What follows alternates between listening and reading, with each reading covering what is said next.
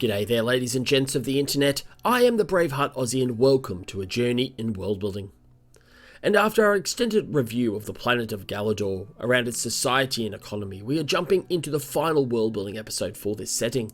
And as always, we are looking at the local terrors of the world.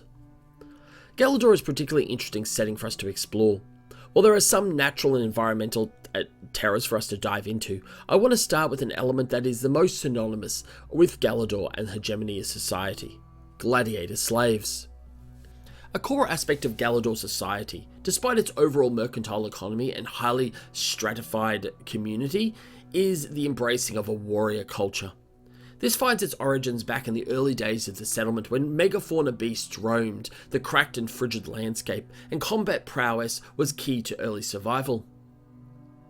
Large multi-limbed cat-like beasts called tigers, and giant long-haired lumbering six-legged tusked hulks called momoots were among the most deadly, and hundreds of people were claimed each year.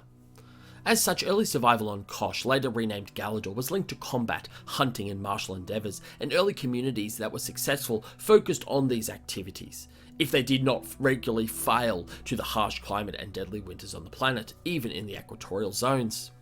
However, it wasn't until the depletion catastrophe and the rise of Galadan I that this combat prowess became fully ingrained into Galador's culture. The apocryphal legends of Galadan's own hand-to-hand combat during the rebellion became a champion to the noble cause of martial combat by Viroblade.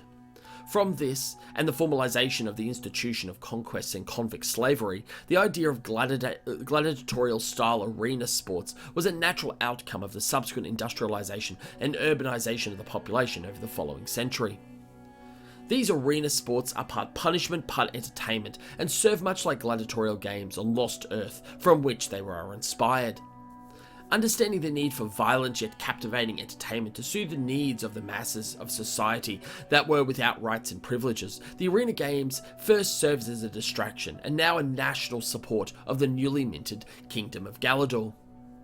They also serve as a form of capital punishment, with an element of natural justice being included into traditional sentencing, with convicted criminals either being afforded a fighting chance to survive their sentence, or in the case of the most reprehensible convicts, being overwhelmed by unfair odds, resulting in being torn apart by beasts, other gladiators, or contraptions, bringing closure to the victims and society as a whole.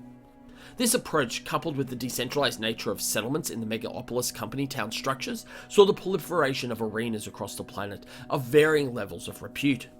It wasn't until centuries later that the Gladiator Guild was formed, and to whom the authority for managing the arenas across the planet and later the hegemony was delegated. Answering to the God King as their official patron, the guild earns revenue as shares of ticket sales from major events, as well as from fees from disposing of criminals, convicts, and later conquest slaves. They also signed broadcast rights and with the Gladiator Arena games, sporting and combat, a common source of entertainment packets for people across the diaspora. This all saw the professionalism of the arena games increase dramatically in subsequent decades. However, it reached its current elevated status and its central role in all aspects of Galador's society when the hegemony was formed and when the desert thrall world of Getsin Prime was conquered. Renowned for their own warrior culture on the blasted and inhospitable world, the semi-nomadic tribal people found themselves sought after in the growing Galador navy as planetary incursion and suppression marines, and of course as gladiators. Once the Thrall world began to send their annual tribute of superior warriors, their dominance, talent, and showmanship saw the establishment of true cults of personality, with some warriors even rising to untold heights of social status, some even becoming aristocrats and serving in the Congress or in senior ministerial or military roles. Such stories are propagandized to promote and encourage the veneration of the myths around the arenas and their positive influence in society. Such arenas are now distributed throughout all the corporate megapolises, as well as each of the hegemony worlds, with a tiered system of regional arenas rising to that of the Grand Arena, at which the annual gladiatorial games are held each year under the Gaia Dome in front of 50,000 people, and are televised to a full global audience, as well as other parts of the hegemony and the wider galaxy. The event is one of the most popular sporting events in the galaxy, and while violent and highly graphic in its blood and gore, the reality is that such content is the norm for much of the galaxy, struggling against the challenges of a hostile universe. Yet at their heart, the arenas is a vicious and horrific form of social control and of violent suppression. While most victims of the arena and their torture, maiming, and pain are cast as evildoers of a myriad of varieties, murders, terrorists, rebels, a large number of the people are in fact prisoners of war or the socially and economically downtrodden who had the audacity to speak up. It's also not uncommon for those that challenge the powerful, whether it's as victims of corporate crime, and those who seek to expose malfeasance and corruption, to find themselves disposed of in arenas to adoring fans that know not of what they are participating. The other major source of terror on the planets is the extensive mega mines that operate in the planetary wastes, north and south of the equatorial habitable zone. These mining operations in the frost-blighted landscapes are highly dangerous and are manned by a combination of conquesting criminal slaves, who the authorities are seeking to dispose of, along with a select number of indentured workers seeking an easy and shortcut duration contract to emigrate to the planet. In most cases, such workers have been duped into accepting mining contracts, not realizing how inhospitable and uninhabitable most of the planet of Galador is. This is particularly the case in the modern era, post-depletion catastrophe, where the atmospheric rebreathers are required when outside megapolis structures, making daily life extremely difficult. The pressure placed on mining workers are excessive due to the prodigious nature of Galador's mineral and resource requirements to fuel its military-industrial complex, and there is significant focus on the mines to operate 16 and even 18-hour shifts.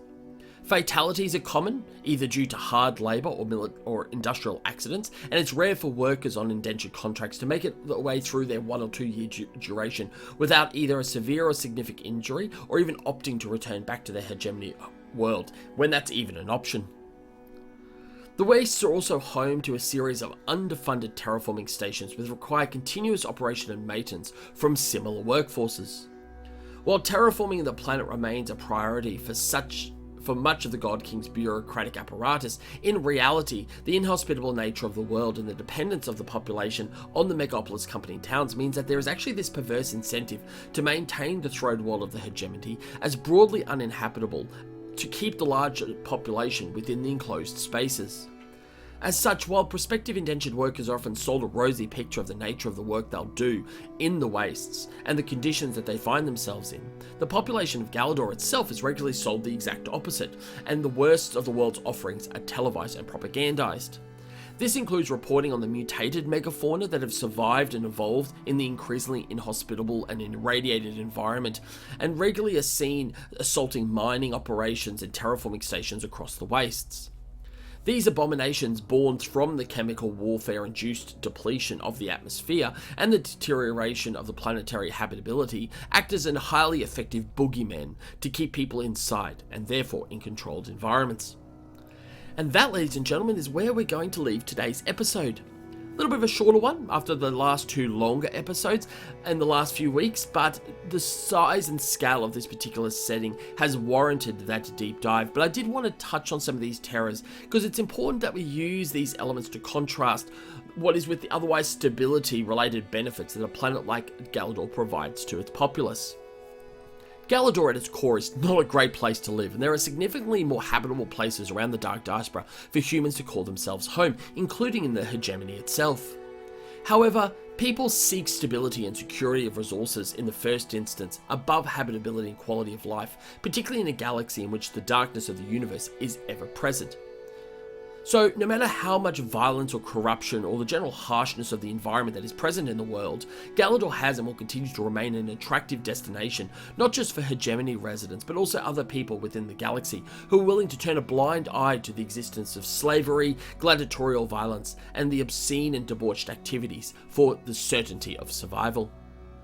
As I mentioned previously, we're going to be jumping straight into a faction series, one which will cover off on the hegemony as a natural flow-on from the setting deep dive. I also want to take an opportunity to apologise for what has been slower content over the last month. I've found myself challenged a little bit to keep up the 2 episodes per week during the last cycle, partly due to the size and scale of the world-building episodes, but also because I've been having some challenges with managing a very busy work schedule, including travelling. I'm hoping to get back into something like 3 episodes a fortnight, which would be great because that'll be a bit more sustainability, but also more frequent than what it's been last time. So we'll sort of alternate between 2 world building episodes and 1 lore episode, and then 2 lore episodes and 1 world building episode over the course of the next month. While world building themselves and those episodes are a little bit more time consuming because I'm the one obviously writing the scripts and then narrating it, on the creative writing side, I'm writing 2,000 words plus 3 or 4 times a month is actually a very intensive process and takes a lot of work to ensure that when I do get to providing the voice actors with the scripts, they are of the highest quality as possible. And I also just want to shout out my voice actors who have been amazing in turning around their content and their performances as quickly as possible and to the highest standard. But that is it for today. Thank you so much. Hope you all have a wonderful day and may the journey continue. Hey!